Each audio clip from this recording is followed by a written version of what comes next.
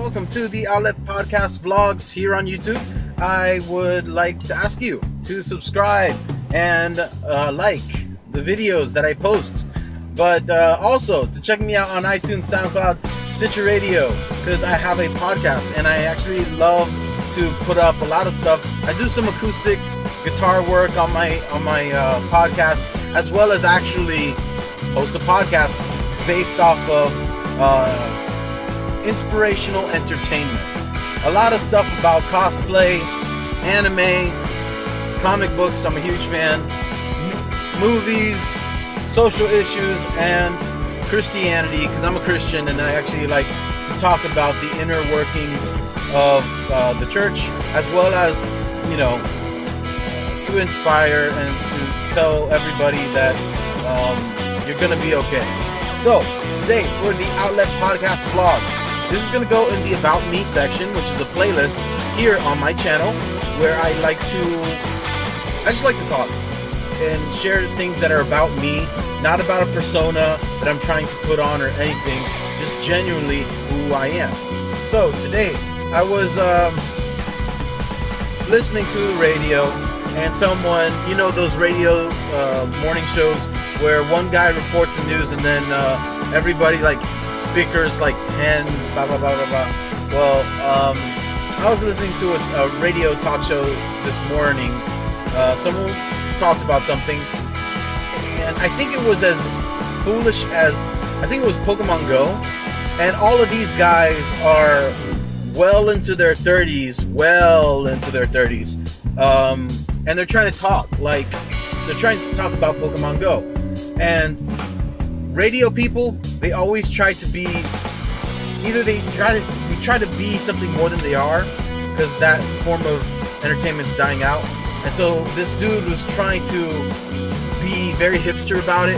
Oh man, I love it. I love Pokemon Go. Man, I used to play Pokemon when I was in, it's like, and he's trying to like vaingloriously associate himself with Pokemon and like to try to show his credibility, and he's just like regurgitating the same information that we get from the news or that you've experienced. And that is the most embarrassing thing, because this guy was like, this is a movement, this is amazing, millions of people are on it, there are so many news reports going on about Pokemon Go, and I'm just sitting there just laughing, because he was trying so hard. He was trying so hard to to really show himself that he was a part of this culture, Pokemon Go, that he's kind of sounding like an idiot. And so this is what I want to talk about today, is commentaries. Like, not every commentary is valid. So, you remember back when you were in school? I sure don't. But when we were in school, writing essays, one of the things that we would have to do, right, is come up with source material. Not everything can come off your top of your head. You had to come up with source material. So some people would go get books, and some people would use books for their source material. Other people, apart from using books, the internet was young, but you go to internet sites. Other people would go to encyclopedias and all that stuff. And some people would actually just go and search for commentaries. And what commentaries come from people, three things. They come from credible people saying credible things from in a credible source form. For example, if I wanted to know about global news, I would consider Jorge Ramos, personally, because I'm Hispanic. I would consider Jorge Ramos because he is, number one, a credible person, news reporter. He's on Univision, which is very credible for the Hispanic community, and his commentaries are also factually credible. That's what you go for. His commentaries are valid. I wouldn't go to Joe Schmo, who works at a Popeyes down the street, to try to talk and give me their observations on an issue. This is the problem that we have, guys. The problem in America so far, and I don't blame people. I don't blame you. Oh, there we go. I don't blame people. It's just I blame the society, that we've given credibility to people who are incredulous. They shouldn't be trusted.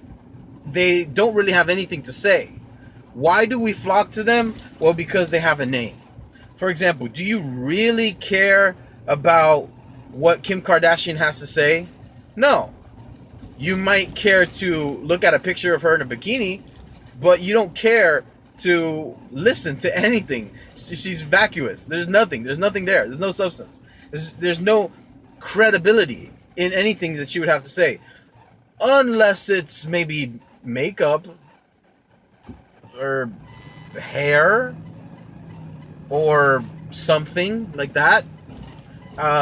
Much more credibility. I would give credibility if Hope Solo were to be... I read a news report about her standing up for women's like equal pay for women in the National Women's Soccer League, and so I'd give her credibility when it comes to soccer in general, goalkeeping in general, and women's rights. Yeah, because personally I don't know anything else about her, but those I would give her credibility because who she is, what she does have to say, and where she's saying it from. We're in a culture. Right now, you have the ability to comment on this video. And I don't mind whatever you have to comment. I've been responding to a lot of people's comments, thanking them for their comments because they've taken the time out to watch a video. That's really great. Because, well, yeah, just because of that reason. And I don't mind whatever comment you would have to say. I do not. The point is that you have the freedom to comment, but do you have a great observation? Do you have credibility? And number 3, where are you coming from with your credibility? Now you can go on a video and say, I've been playing games for 14 years. I'm this, I'm that. And here's my observation.